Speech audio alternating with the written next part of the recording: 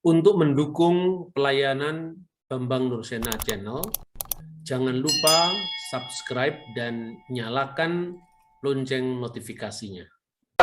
Buat Akal Ernest Renan, seorang bapak nasionalisme yang sering dibungkam dalam pidato di 1 Juni tahun 45, itu menulis buku yang berjudul What is the Nation? Apakah bangsa ini? Tatkala Renan berkata bahwa satunya pemahaman agama, satu aliran agama tidak bisa menjadi dasar pokok berdirinya sebuah bangsa. Itu baru kira-kira 600 tahun setelah Tuhan menyadari itu karena perpecahan Belanda dan Belgia. Belanda mayoritas Protestan, Belgia mayoritas Katolik.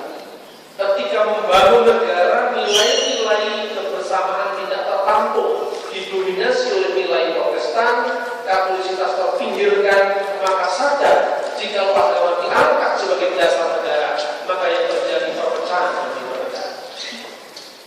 600 tahun sebelum Renan berkata dan menyadari itu, bahkan ratusan tahun sebelum dunia barat mengenal yang namanya multikulturalisme, bangsa kita sudah memiliki slogan Bhinneka Tunggal Ika.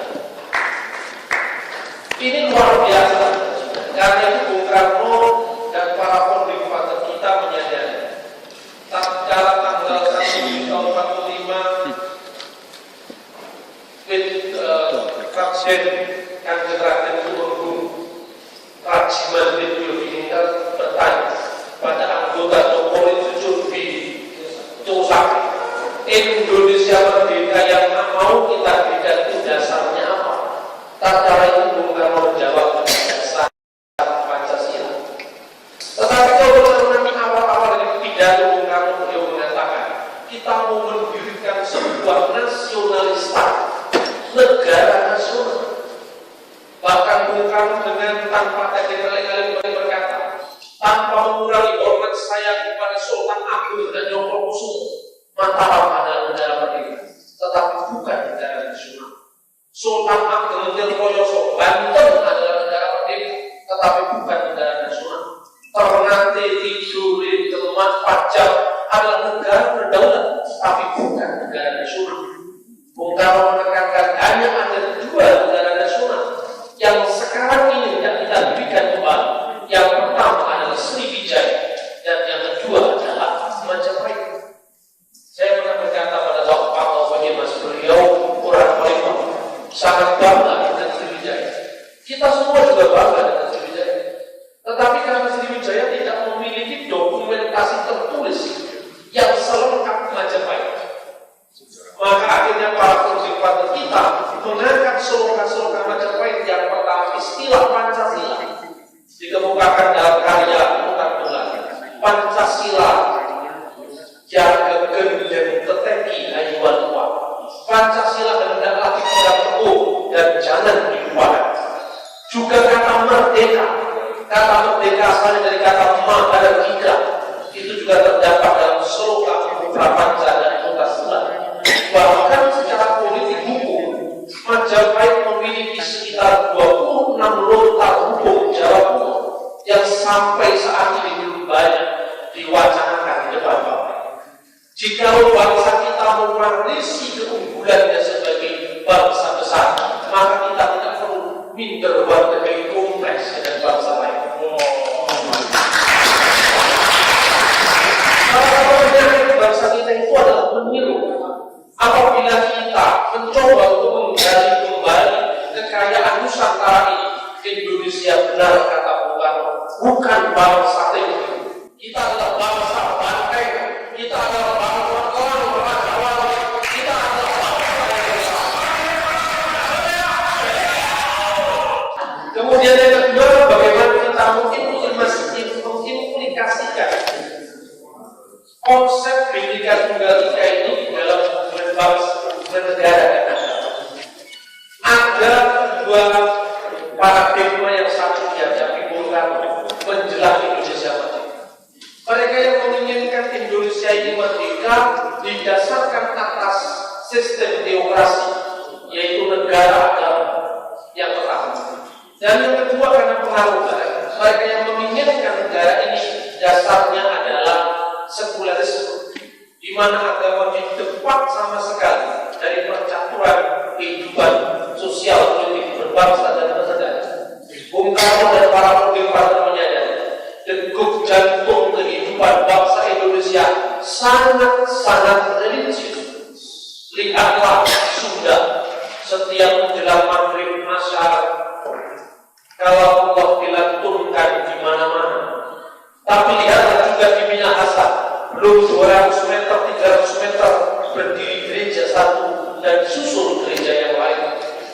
Lihatlah di Bali, Mabebasan, KKW yang bernafaskan Hinduisme setiap hari juga dilantunkan. Maka negara ini tidak mungkin didirikan di atas satu dasar legitimasi agama saja. Maka itu akan pecah kalau dilakukan. Di satu pihak negara kita religius, tapi di pihak lain negara kita ini memiliki warisan yang sangat cukup. Bukan hanya berbeda agama, tapi berbeda bahasa, adat istiadat, budaya dan sebagainya. Maka kemudian para founding father tentu saja di bawah pengaruh dan juga sumber utama pemikiran ideologi itu adalah buku lahirnya Pancasila yang merupakan pidato Bung Karno pada 1 Juni tahun 45. Dan oleh karena itu kita yakin, seyakin-yakinnya, meskipun pada masa Pak Harto mau ditutup-tutupi bahwa 1 Juni adalah hari lahirnya Pancasila. Tak salah itu Bung Karno memperkenalkan ungkapan filosofi Rosa, dasar filsafat di mana negara merdeka ini mau didirikan. Maka kalau dalam istilah sekarang mungkin diperkenalkan paradigma simbiotik hubungan agama dan negara. Di satu pihak agama diangkat setinggi mungkin, tetapi tidak dikanonisasikan, tidak ditetapkan sebagai hukum positif. Jadi sebetulnya tidak ada alergi dengan kata-kata syariah. Tatbik syariah itu tidak masalah di Indonesia. Pelaksanaan syariah tidak masalah. Tetapi syariah dilaksanakan di dalam ruang privat masing-masing warga negara. Yang dipersoalkan adalah taklim syariah, di mana syariah itu ditetapkan sebagai dasar negara. Ini yang bertentangan dengan kemajuan bangsa kita Indonesia.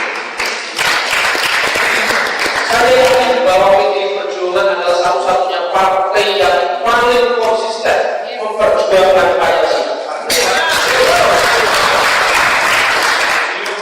Kemudian saudara-saudara yang ketiga saya harus katakan bagaimana implementasi Bhinneka Tunggal Ika dalam hubungan antar etnis. Saya setuju dengan apa yang pernah dikatakan Paul Mangkunisuli tatkala kumpul dengan beberapa tokoh agama. Beliau menulis dan tulisannya sampai sekarang masih bisa kita ingat. Generasi Soekarno-Hatta itu ternyata jauh lebih cerdas daripada kita.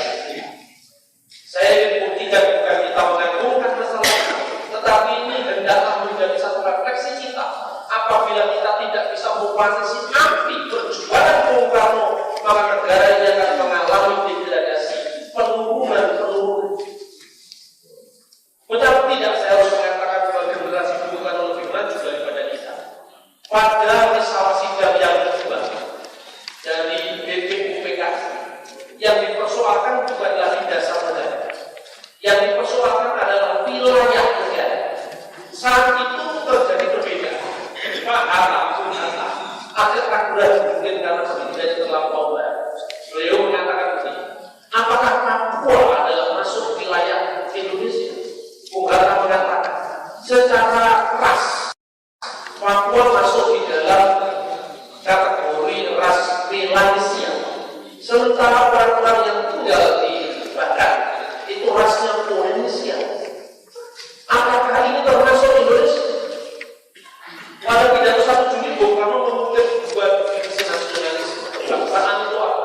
Yang pertama dari Ernest Renan yang tadi saya kutip, di mana bangsa itu adalah kehendak untuk bersatu. Tetapi Otto Bauer mengatakan kesatuan perangai yang merasa punya nasib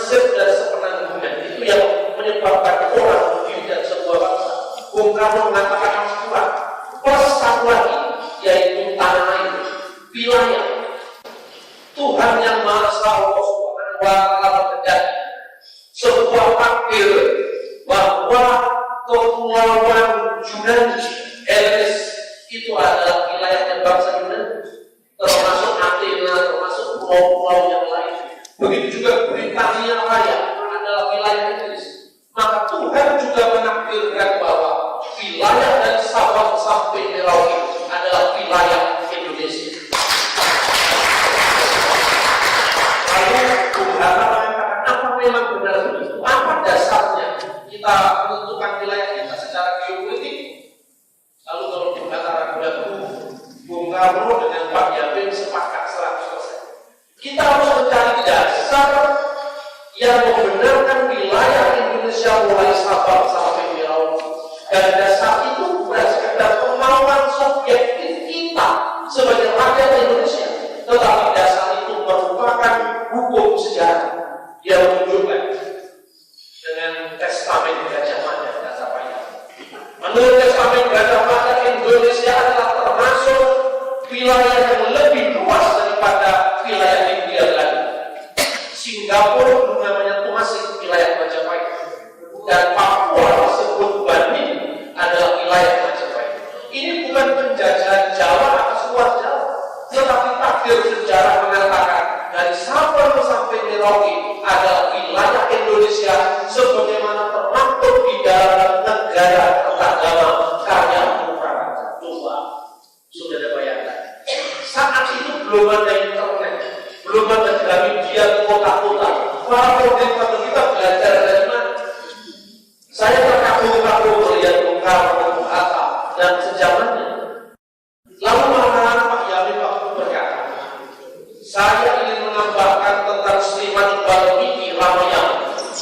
Beliau membaca kakawin Ramayana yang ditulis pada tahun 150 Masehi untuk merujuk wilayah Indonesia. Yamin berkata, kata Pak Yamin begini, yang nawanto Jawa Ipa, jelajahilah pulau Jawa, kata Pak.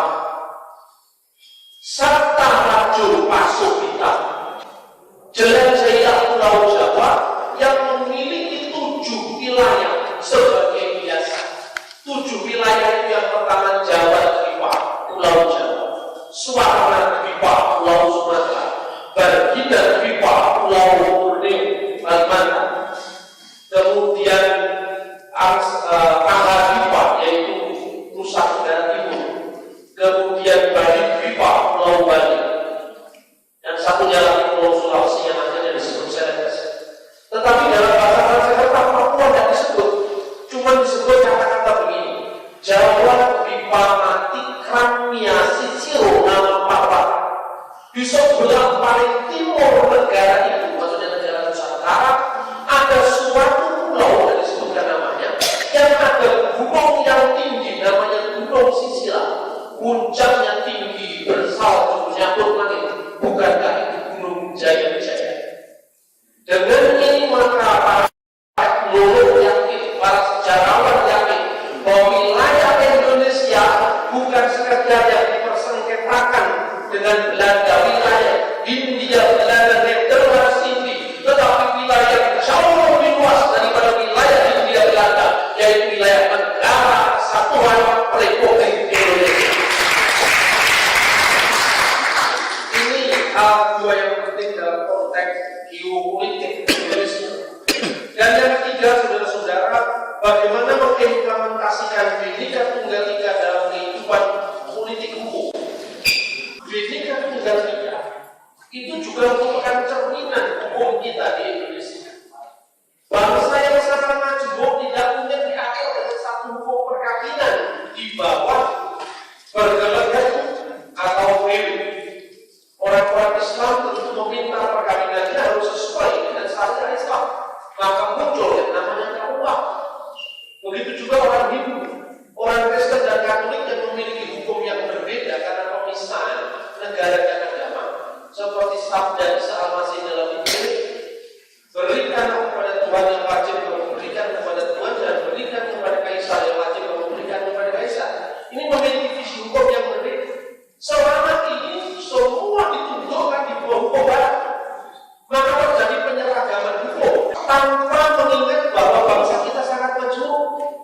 nilai-nilainya juga berbeda. Dan yang disebut sejarah hukum Indonesia kalau sudah belajar di fakultas itu ternyata baru sejarah hukum kolonial di Indonesia. Dan ini yang perlu harus direkonstruksi. Kenapa? Saya dulu juga belajar fakultas hukum. Namanya hukum itu ditulis pertama tahun 1800 pada masa Regeling Reglement. Kemudian Indices Start Regeling 1800 ke atas. Tapi 1800 ke bawah tidak ada. Sampai Profesor Lonker dari Leiden University menulis tentang perundang-undangan Majapahit yang kemudian diterjemahkan oleh Profesor Slamet Mulyono. 26 nota itu baru satu nota yang diterjemahkan.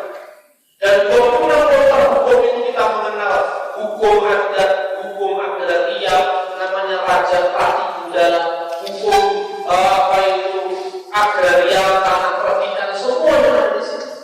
Dan oleh karena itu heranlah saya ketika orang sangat membanggakan hukum bangsa-bangsa lain. Sementara kita memiliki karakter yang berbeda. Orang barat tidak salah dengan kita. Satu contoh, zina dalam KUHP itu kan namanya overspend. Kalau bukan suami istri, tidak terikat perkawinan, bujang sama gadis, berhubungan seks, tidak bisa disalahkan menurut KUHP. Ini kan nggak cocok dengan apa itu nilai-nilai bangsa kita. Sementara di Bali, kalau Bapak lihat, sekarang ini ada yang namanya tindak pidana adat, logika sangka. Di Bali ada temannya dari Bali. Sekarang yang namanya kitab campur agama itu adalah resepsi dari undang-undang Majapahit. Jadi kalau misalnya Iwayan Sirte telah terbukti secara sah dan meyakinkan melakukan perbuatan tidak senonoh dengan misalnya Nilo Lentang, telah terbukti secara sah dan meyakinkan melanggar pasal 395 Kitab Undang-Undang Agama Majapahit junto pasal 5 ayat 1 Undang-Undang Nomor 1 tahun 51. Ini terjadi di Indonesia. Jadi hukum Majapahit diresepsi sampai sekarang dan dibuktikan masih berlaku berdasarkan Undang-Undang Nomor 1 tahun 51. Artinya apa, saudara-saudara? Artinya bahwa nilai-nilai ini terus dihidup di bangsa kita. Kita tidak bisa mengecilkan nilai-nilai budaya bangsa ini yang luar biasa dilestarikan oleh budaya bangsa kita. Nah, saudara-saudara, yang terakhir, dengan kita meresepsi hukum baik, kadang-kadang kita lupa bahwa bangsa kita memiliki tradisi hukum yang cukup mapan. Kenapa Profesor Dr. Saharjo mengusulkan pada Bung Karno lambang pohon beringin ini bukan suatu dolar, tapi lambang pohon beringin sebagai ganti Dewi Keadilan Justisnya. Dulu kan lambang pengadilan kita ini seorang wanita yang ditutup matanya pakai timbangan. Kenapa? Ini hukum politik. Profesor Saharjo mengatakan, Bung Karno, kita ini harus mengangkat hukum lokal kita. Karena itu beringin pengayoman dalam Pancasila itu juga lambang keadilan, lambang pengayoman. Asalnya dari Undang-Undang Agama Majapahit pasal pertama yang disahkan tahun 1401 oleh Raja Wikramawati. Apa Bung Karno lebih cerdas daripada kita? Mungkin bangsa kita ini semua pakai kenyataan negara ini. Terbukti apa? Ada kita lagi konflik dengan Malaysia karena